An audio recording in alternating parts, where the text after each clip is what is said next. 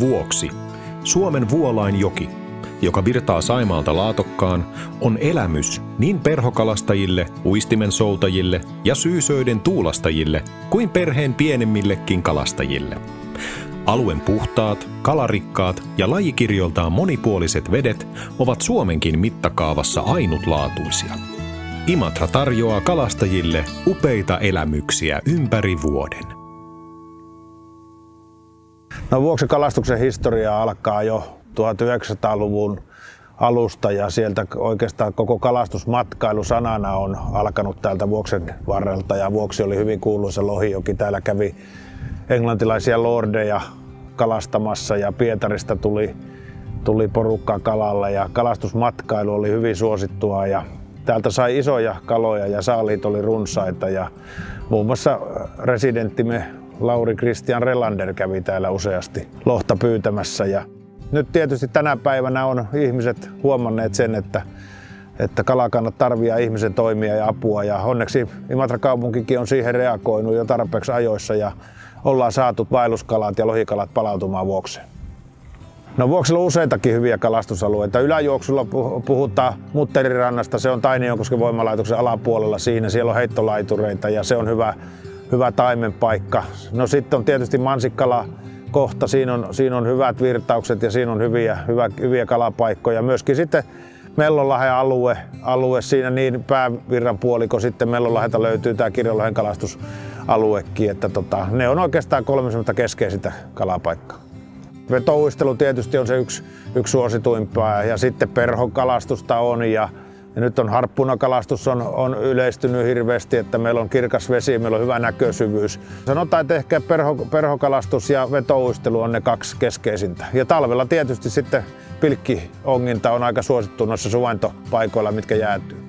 Meillä on Etelä-Suomen paras lohijoki tässä ja puhutaan ennen kaikkea lohikaloista ja taimenesta. On meillä järvilohtakin, mutta taimen on meillä se ykkössaalis. Ja meillä saalissa 30% on luonnossa lisääntynyttä kalaa, eli villiä kalaa. Ja sitten toki tietysti, että se kestää kalakannat elinvoimaisena, ne kestää kalastaa, niin sitten meillä istutetaan kalaa.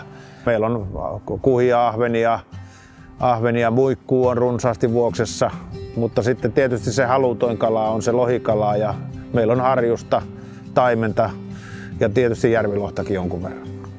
Kalakantoja seurataan koko ajan. Että meillä on jatkuva seuranta. Imatran kaupunki tekee seurantaa, Kaakkois-Suomen ELY-keskus tekee seurantaa. Heillä on omat velvoitteet, minkä takia he sitä seuraavat kalakantoja. Ja koko ajan me tiedetään, mikä se meidän kalakanta on. Meillä on kirjanpitokalastajia, mitkä seuraa saaliita ja niitä verrataan aina sitten vuodesta toiseen, että miten ne reagoi. Ja se pitää tietää koko ajan, että missä se kalakanta menee ja että se kestää varmasti sen kalastuksen. Ja sen takia se seuranta on tärkeää tässä hommassa, että ei ylikalasteta ja pystytään tavallaan reagoimaan heti, jos tuntuu tarvetta sitten olevan siihen, että kalastus rupeaa olemaan, se ei ole kestävällä pohjalla enää. Eli siitä seurannan kautta tulee se kalastuksen kestävyys.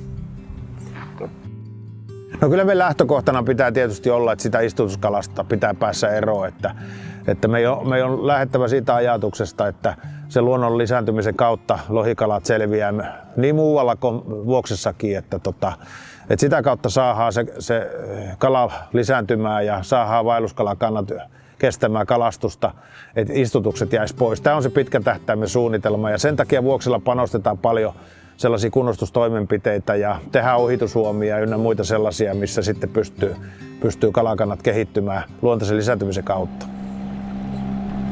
Pikkupoikaan tuli paljon näitä Vuoksen rantoja kierreltyä ja silloin pääsääntöisesti heittokalastusta, mutta sitten siirtyi jossain kohdassa tonne vetouistelupuolelle ja sitä tuli tehtyä pääsääntöisesti tuolla järvillä. Mutta sitten jossain kohdassa mä tein itselleni puuvenää ja sitten rupesin kalastaa tässä Vuoksella sen kanssa. Se ihastui siihen, kun se olikin niin helppo lähteä soutuvenään kalastaa verrattuna siihen, että lähdet vetouistelemaan tuonne järvelle. Siihen ihastui siihen soutukalastukseen tässä Vuoksella. Itselle pääasiallisiin kohdekaloja yleensä on taimen tai ahven, kuha. Vähän riippuu sesongin mukaan, mutta yleensä taimenen perässä.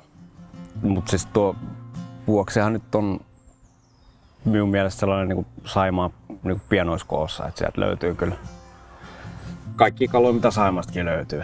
Muikkuu tulee Saimaasta paljon, niin sen myötä sitten kalatkin kasvaa. Nopeasti on kyllä isokokoisia kaloja. Talvikalastus on kyllä ehdottomasti omia suosikkeja tuossa niin vuoden ajoista tässä vuoksakalastamisessa, kun siinä tulee se lähinnä sellainen extreme hommakin sitten peli, että kun saattaa olla oikeasti kovastikin pakkasta ja jäätä ja lunta ympärillä, mutta sitten se pystyt kuitenkin tekemään niin kuin avovesikalastusta.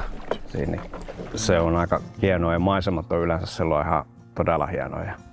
Moneskaan paikassa Suomessa et pääse tekemään avovesikalastusta niin talvisaikaan.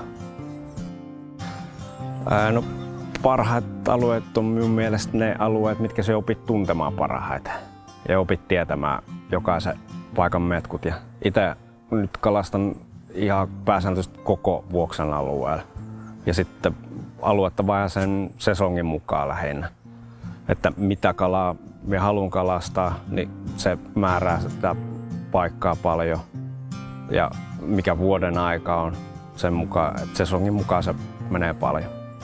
Ja se pikkuhiljaa se paikkatuntemus, niin se on se ehkä tärkein sitten pitkässä juoksussa. Kyllä koko Vuoksen pituudella niin kalaa on joka paikassa kyllä. Et kunhan opit vaan tuntemaan ne paikat ja alueet. Enimmäkseen tulee käytyä tässä niin sanotusti patojen välissä, kun se on aika helppo lähteä opettelemaan ainakin Vuokseen. Soutualueet on aika helppoja, nopeat oppii.